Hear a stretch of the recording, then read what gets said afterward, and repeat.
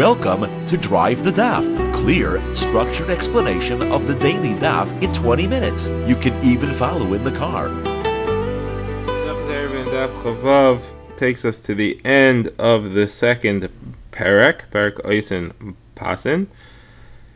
The Gemara is going to quote several statements of the Mishnah and explain them one by one. Before the Gemara will do that, the Gemara quotes a case in the house of the Reish Galusa and a machlokes about it, concerning the halacha of karfifin, and then we go back to the Mishnah. We move on to defining the size of a karfif. Then we go to the halachas of eruv chatzeres, if somebody relinquishes his property, what his intent is, and finally the last halacha is about moror on Pesach.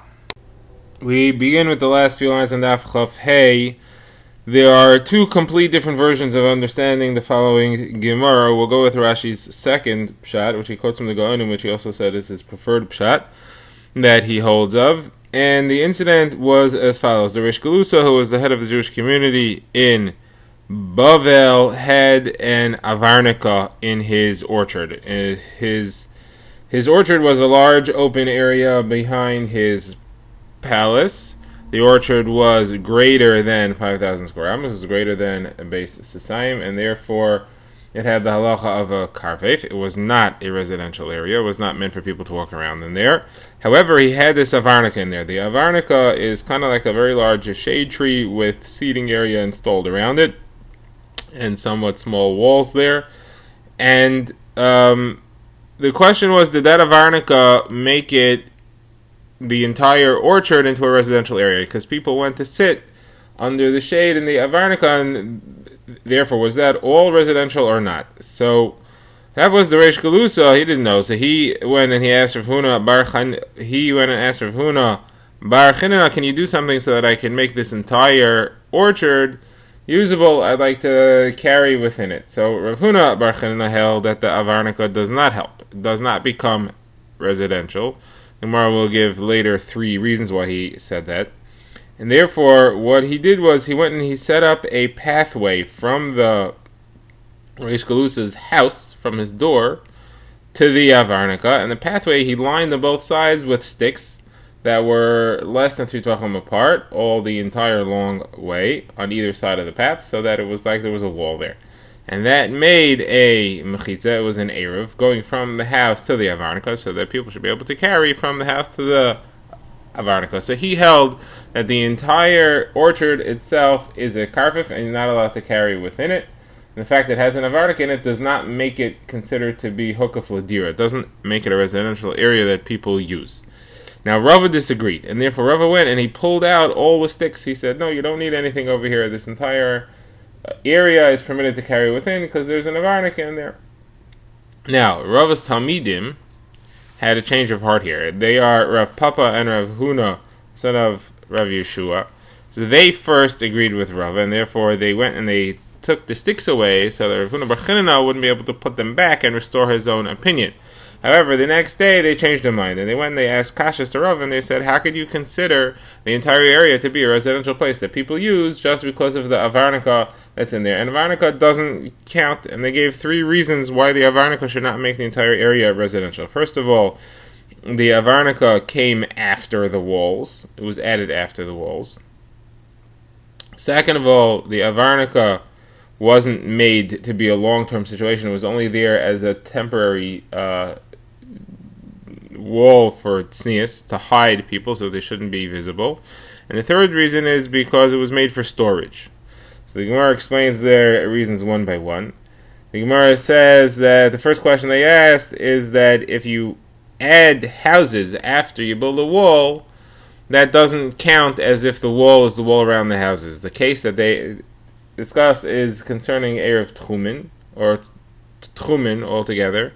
And it's where you have a city that the houses don't reach all the way to the wall around the city itself. The wall is somewhat distant from the edge of the houses. So do you measure the tchum from the houses or from the wall? So they said it depends. If the houses were there first and then you built the wall, so the wall is clearly built around the city, you measure, and the wall is the edge of the city then, and you measure from the wall. If the wall was there first and then you added houses within it, so that doesn't count. And you you only therefore measure from the houses. The wall itself doesn't count if you add houses later. So this situation also, the avarnica was added into the orchard, the walled orchard, later, and therefore the enclosure around the orchard doesn't count as if it has a residential area within it. That was the first taina. The second taina was that we see that construction workers who put up sheets for shade, that does not count as an enclosure, it doesn't count as a wall. So these walls here around the avarnica are also for shade and for protection, and therefore they don't count either. And the third taina was that it's for storage. What's the storage?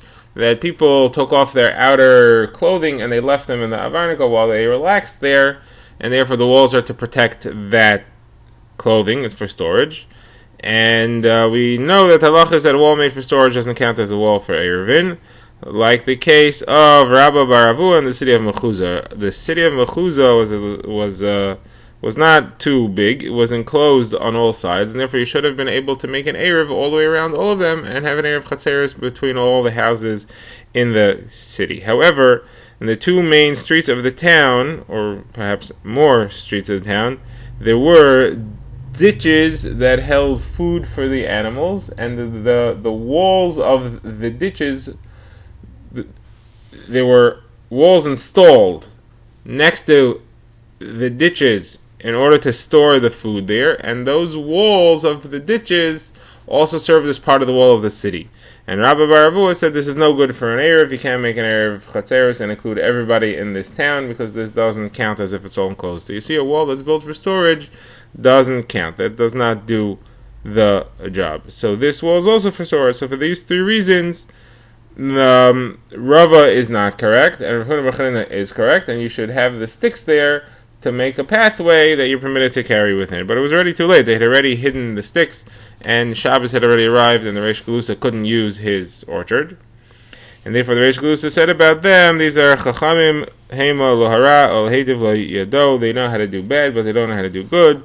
They come later with their Heterim, and that doesn't help me. Okay, that concludes that discussion. Now it begins the Gemara's next discussion, which goes back to the Mishnah. The Mishnah had quoted the opinion of Rabbi Eloi in the name of Rabbi Eliezer, who said that the size of a karfef to be too big to carry within, if it's not residential, is far bigger than a basis time. It's far bigger than 5,000 skaramas. It's 15 times larger. It's actually a base core, which is 30 sa worth of land. So Gemara says Chananya has a different report of what Rabbi Eliezer's position was. He says that it's not 30 sa, it's 40 sa. Where does he learn that from? From the yard of a palace of a king, which is 40 sa. Where do you see that? So Gemara says there's a pasuk where Yeshayahu left Chizkiyahu HaMelech, and it says Vayihi Yeshayahu lo yatsa el chatzer hatichayna. And Yeshayahu had not yet gone out to the middle courtyard.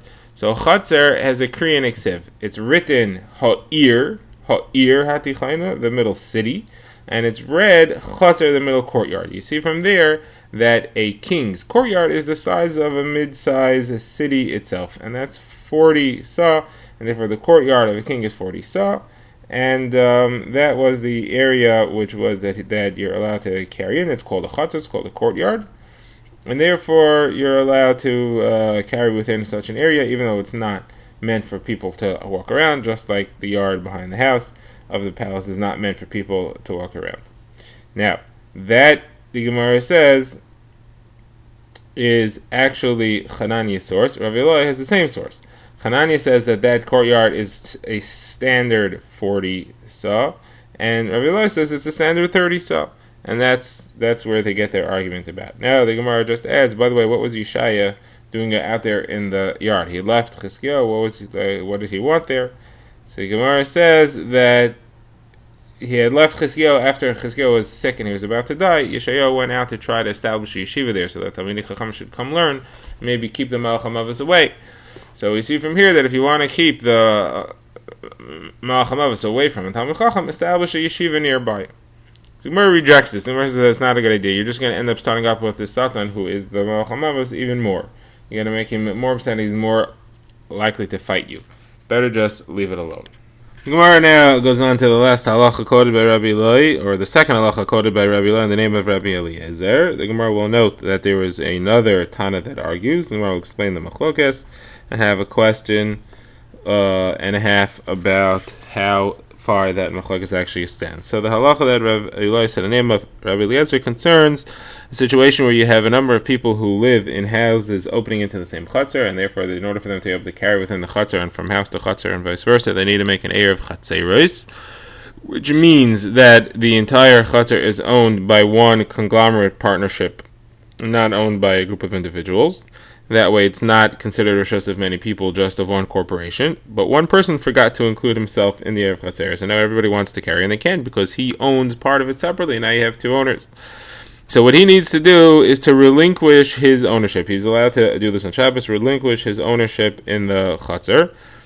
And the question is, what about relinquishing his ownership in his house as well? So what we see here in this halacha, which Eli says the name of Rabbi Eliezer, is that once he relinquishes his ownership, without specifying house or chutzner, once he relinquishes his ownership, others are allowed to continue carrying from the chutzner to his house and vice versa, because the fact that they continue to do that does not belie his relinquishment.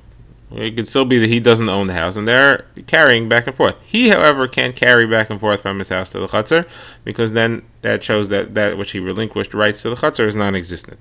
But they're allowed to continue to carry. So the Gemara says this halacha, that they're allowed to continue to carry from his house to his chutzner, that is contradicted by a different brisa, which says that they're not allowed to. Nobody's allowed to carry from his house to the chutzner, not him, and not other people. So how do you understand this? So the Gemara says it's a machlekes. That is the chachamim who argue on Rabbi Eliezer. What's a machlekes about? Here we have two versions of a statement by Rav Sheshes, either explaining the machlekes or explaining a corollary to this machlekes. Going to the first version, Rav Sheshes has explained the machlekes, and he said it's as follows. Going to Rabbi Eliezer, when the guy relinquishes his rights to he relinquishes his rights in the chutzner, he does not, he also, as well as the chutzner, he also relinquishes his rights in his house. Therefore, he doesn't own the house anymore, and anybody else besides for him is allowed to carry back and forth from the house to the chutzner. According to the chachamim, he still retains rights in his house, and therefore his house is still problematic. It's not the same ownership as the chutzner. Therefore, he can't carry from the house to the chutzner, not him and not anybody else. But again, according to Rabbi Eliezer, he does relinquish rights to his house, and therefore anybody is allowed to carry there. So the Gemara says this is obviously what the machlokes is about. Why do we need this explanation? So the Gemara says, according to the first version of this, the Gemara is saying you're right. This was not a chiddush. The chiddush is that he doesn't have to say to all the people who live in the chutzner, I relinquish my possessions to you. I relinquish my rights in the chutzner. I relinquish my house to you. He doesn't have to specify to each one. Just like he doesn't have to specify, relinquish my rights to the chutzner and to the house, he also doesn't have to specify to each one individually. He could just do a general relinquishment, and that applies to all the people, and of all his rights, both in the chutzner and the house. That's according to Rabbi Eliezer. According to the Rabbanan, you have to specify the house and the chutzner. You also have to specify to each individual there. According to the second version, that's the halacha that Rav Sheshes actually said. He said this halacha straight out. And we're not just saying that his statement is pashut and that the chiddush is here. Okay, now, going back to the machlokes between Rabbi Eliezer and the chachamim, again, Rabbi Eliezer had said that the standard is when he relinquishes his rights in the chutzner, he also relinquishes his rights in the house, and according to the chachamim, he does not.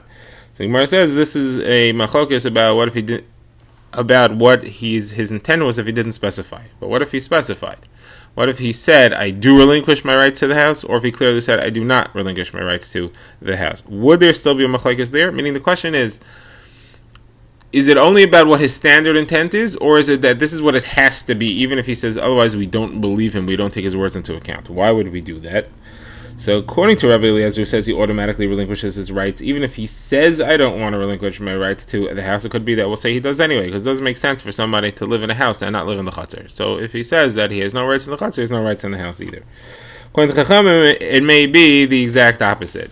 It doesn't make sense for somebody to fully give up all his rights. If he gives up his rights to the chutzner, great, but we assume he's not giving up his rights to his house. Nobody would give up his rights to his house. We wouldn't go that far. So that's the Gemara's question. And Abaye answers, no, that's not the machlokes. We do not override his words. We take his words at face value. The only machlokes is in a situation where he didn't specify whether he's giving up to the rights of the house or not. What was his intent? Okay, the last line, the Gemara brings the last halacha, which we saw in the Mishnah, which is that you can eat arkablin for maror on Pesach. The Gemara says, what's arkablin?